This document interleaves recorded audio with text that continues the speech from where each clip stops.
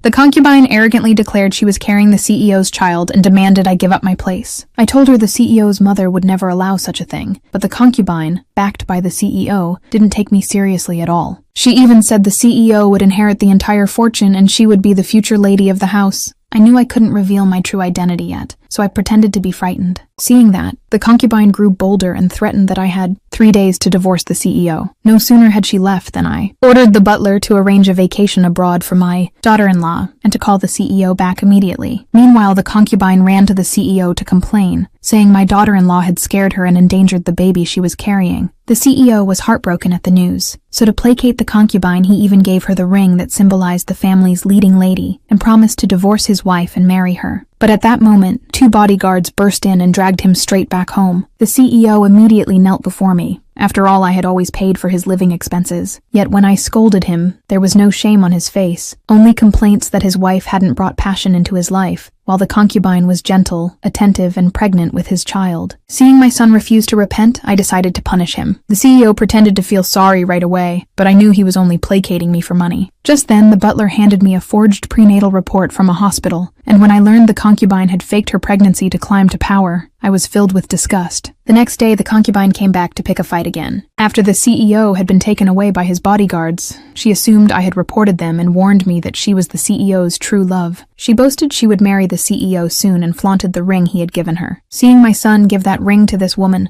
I felt utterly disappointed in him. After the concubine left, I had the butler, using my real identity, send her an invitation. The unsuspecting concubine received the invitation and assumed I had accepted her for the baby's sake, unaware she had walked right into the trap I'd set. On the day of the banquet, I pretended to be several months pregnant and confidently assumed no one would notice. Then the concubine entered the hall, searching for which woman was the CEO's current partner. She saw me sitting on the sofa and immediately strode over to provoke me, saying I was about to be abandoned by the CEO and had no right to attend the banquet. She boasted she was personally invited by the CEO's mother and would soon be the family's lady. The other guests fell silent at the scene, while I smiled and stood to congratulate the concubine. Still arrogant, she called for her bodyguards to throw me out, but the guards all froze in place. Enraged, the concubine accused them of ignoring her orders. I then shoved the concubine to the floor, and her fake pregnancy props fell away, exposing the lie. Everyone was stunned. At that moment, the butler announced my true identity, and only then did the concubine realize she had made a grave mistake.